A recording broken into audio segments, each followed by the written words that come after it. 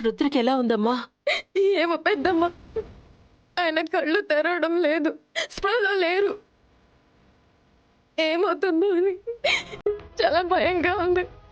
ఏడవకమ్మా, రుద్రకేమీ కాదు, ఏమీ కాదు.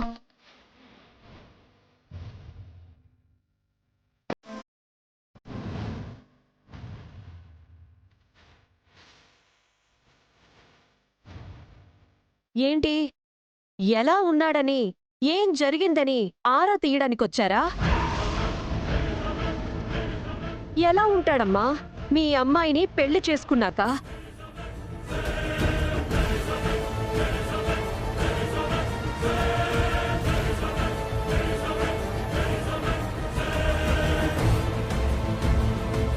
మీ తలనొప్పులు మాకంటుకున్నాయి.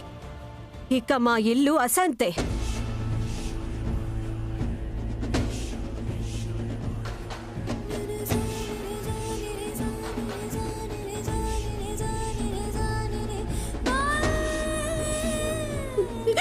డాక్టర్, ఇప్పుడు ఆయనకి ఎలా ఉంది? స్పృహలోకి వచ్చారా? నన్ను క్షమించమ్మా, విషం ఆయన బాడీ అంతా పాకేసింది.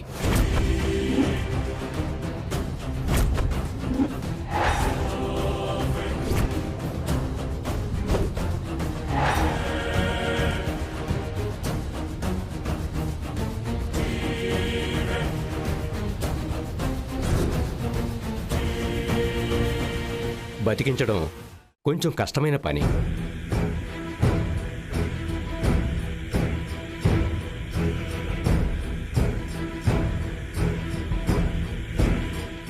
మేము సాయశక్తిలా ట్రై చేస్తాం.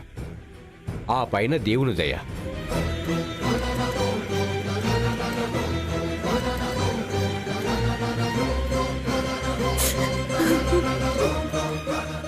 ఈశ్వరి, ఊరుకోమ్మా. నా కొడుక్కి ఇలాంటి పరిస్థితి వస్తుందని నేను ఏనాడు అనుకోలేదు.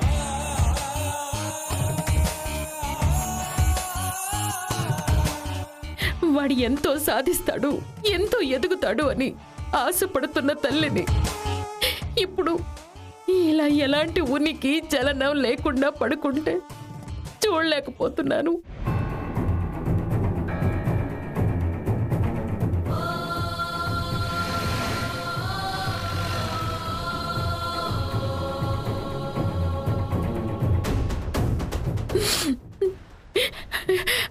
వాడు గాని బ్రతక్కపోతే ఈ తల్లి గుండె కూడా ఆ క్షణమే ఆగిపోతుంది.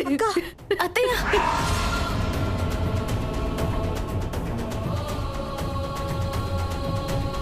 ఈ క్షణం రుద్ర ఈశ్వరి మెడలో తాళి కట్టాడో గాని ఆ క్షణమే రుద్ర పాలిట శాపంలా మారినట్టుంది.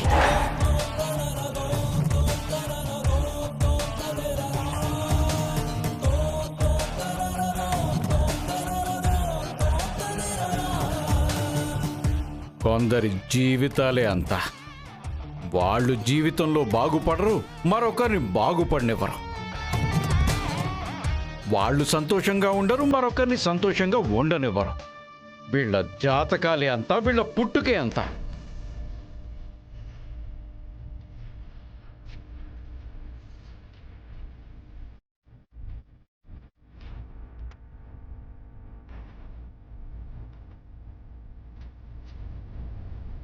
ఈశ్వరి కూడా అలాంటి జాతికే చెందిందై ఉంటుంది.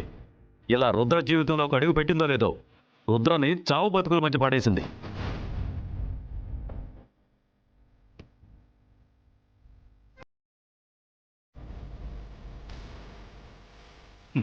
చూశారుగా, మీ ఇంటి అమ్మాయి మా ఇంటి గడప తొక్కగానే మా ఇంట్లో ఎన్ని అనర్థాలు జరుగుతున్నాయో.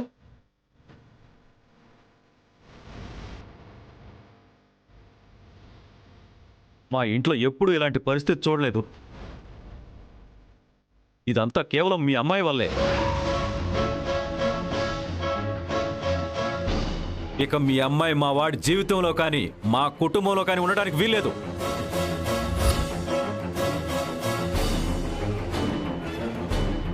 తీసుకోండి.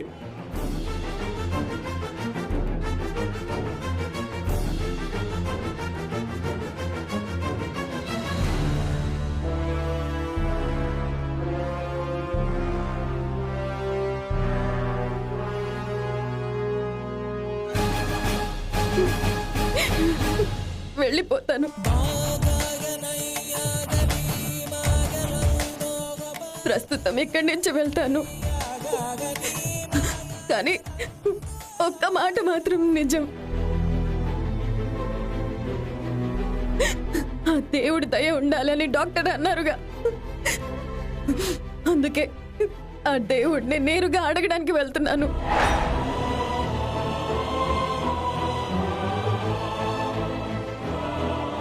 నా మెళ్ళో రుద్రగారి చేత ఈ తాళి కట్టించి ఆయన్ని నన్ను ఎందుకు ఏకం చేశారు అని అడుగుతాను. నా ప్రాణాన్ని పణంగా పెట్టైనా సరే నా భర్త నేను కాపాడుకుంటాను.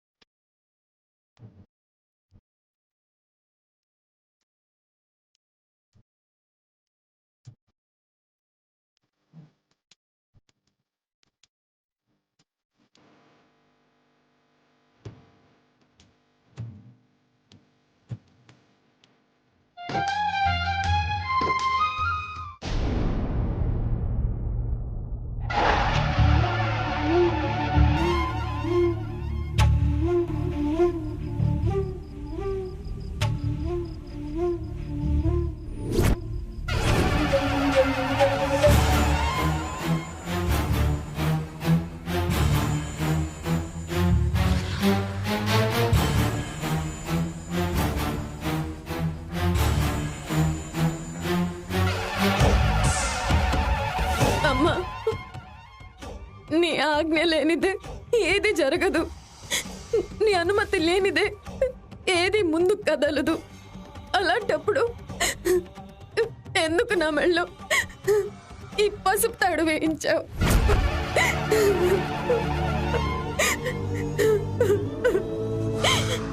ఎందుకు ఇప్పుడు అది తిరిగి తీసేసుకుందామని ఆలోచనలో ఉన్నావు? అందరూ అంటున్నట్టు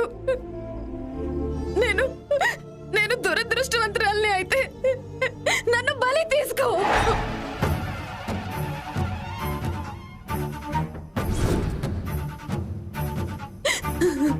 ఆ దురదృష్టానికి నన్ను బాధిరాలి చేయి. అంతేగాని నా చుట్టూ ఉన్న వాళ్ళ మీద ఎందుకు నీ కోపం? నేను ప్రేమించిన వ్యక్తి మీద ఎందుకు ఈ శాపం? రుద్ర గారికి ఏమన్నా అయితే నేను తట్టుకోలేను.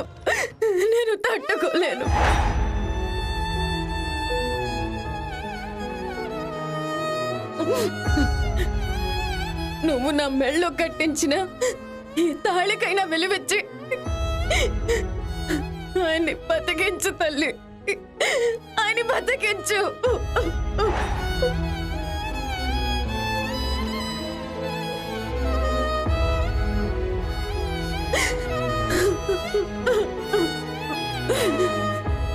ఈ ప్రాణగండం నుంచి ఆయన్ని కాపాడమ్మా.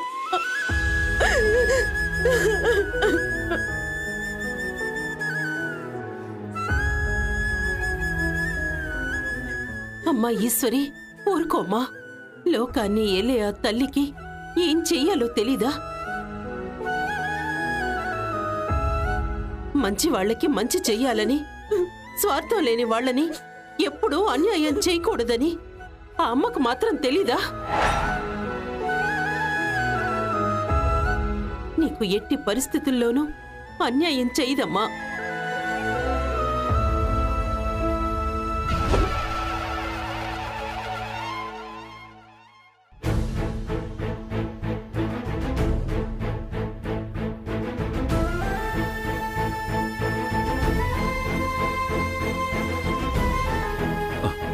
డాక్టర్ గారు, ఇప్పుడు నా కొడుకు ఎలా ఉందండి? క్షమించండి సార్, మీ అబ్బాయి పరిస్థితి క్షణానికి ఒక గండంలా ఉంది. ఎప్పుడు ఏం జరుగుతుందో తెలియని పరిస్థితి.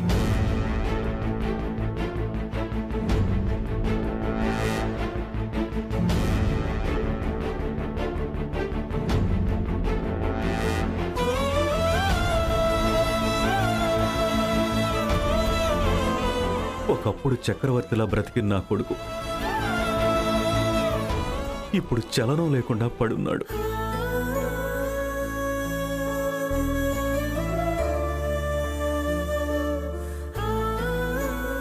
అసలు రుద్ర ఏమైపోతాడో అని భయంగా ఉంది యశోద. ఎవరికైతే నీ కొడుకు జీవితాంతం రుణపడి ఉన్నాడో ఆ రుణం తీరిపోవలసిందే. రుణం తీరకపోతే జరిగిన పాపం ప్రాణాలనే కబలిస్తుంది.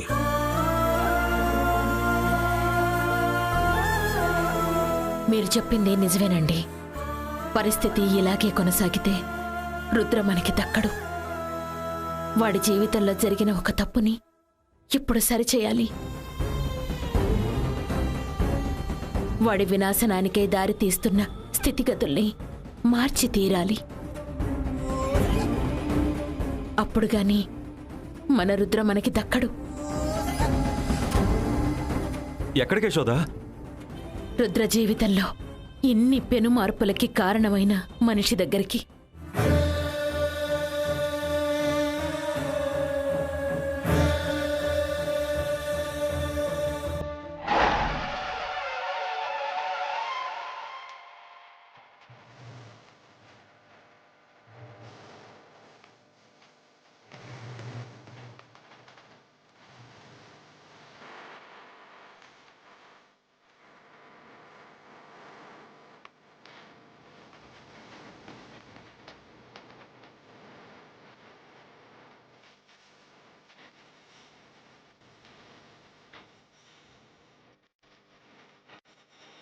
అమ్మా, నువ్వు మమ్మల్ని ఆట బొమ్మల్ని చేసి ఆడుకుంటావని తెలుసు, కానీ నీ ఆటలు ఎంత భయంకరంగా ఉంటాయని తెలీదు.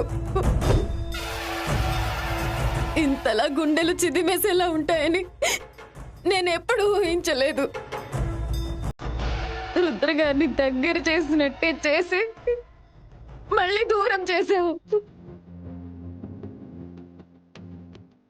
ఎన్నో కన్నీళ్లు దిగమింగాక, ఎన్నో ఎగకొత్తలు భరించాక మళ్ళీ రుద్ర గారిని నాకు చేరువ చేశావు.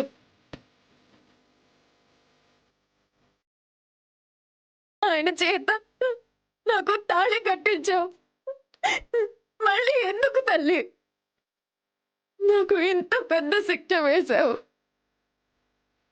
దయచేసి రుద్ర గారికి ఏం కానివ్వకు తల్లి, ఏమి కానివ్వకు. తన పతి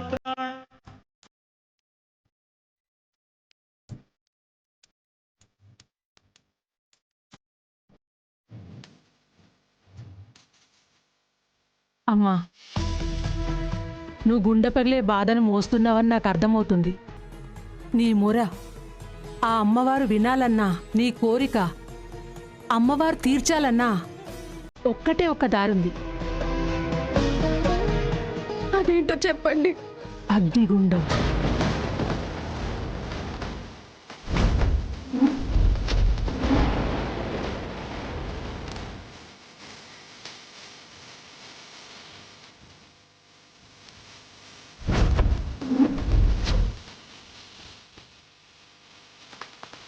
అగ్నిగుండమా? నువ్వు అమ్మవారిని భక్తి శ్రద్ధలతో పూజించి నిప్పులు తొక్కితే నీ కోరిక నిక్కచ్చిగా తీరుతుందమ్మా. అగ్నిగుండంలో నీ మనసుని ప్రక్షాళన చేసుకుంటే ఆ అమ్మవారు నీ భర్త ప్రాణాన్ని తిరిగిస్తుంది.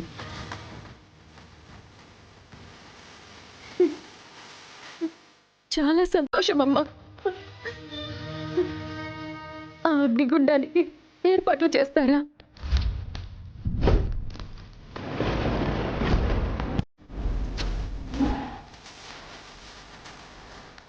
ఈశ్వరి, ఇంకొకసారి ఆలోచించమ్మా.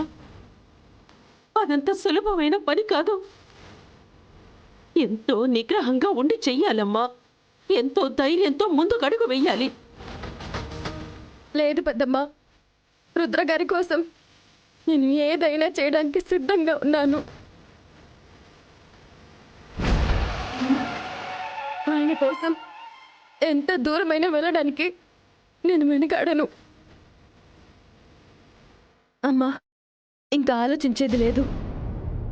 ఆ అగ్నిగుండం ఏర్పాట్లు చూడండి. సరేనమ్మా.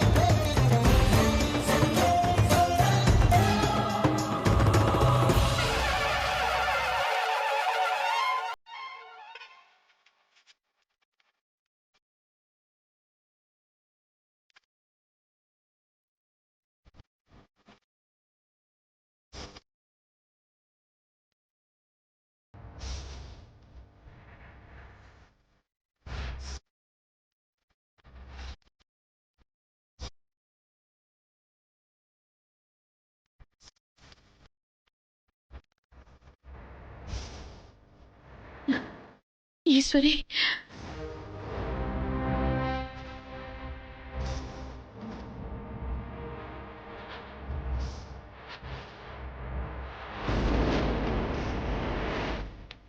అమ్మా తల్లి, ఏంటమ్మా ఇదంతా?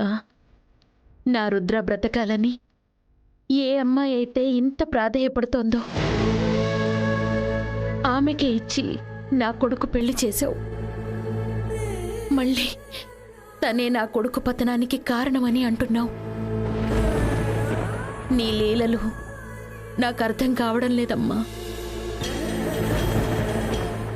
నా కొడుకు కోసం ఇంత ప్రాధేయపడే అమ్మాయి నా కొడుకు మరణానికి కారణమవుతుంది అంటే నేను నమ్మలేకపోతున్నాను.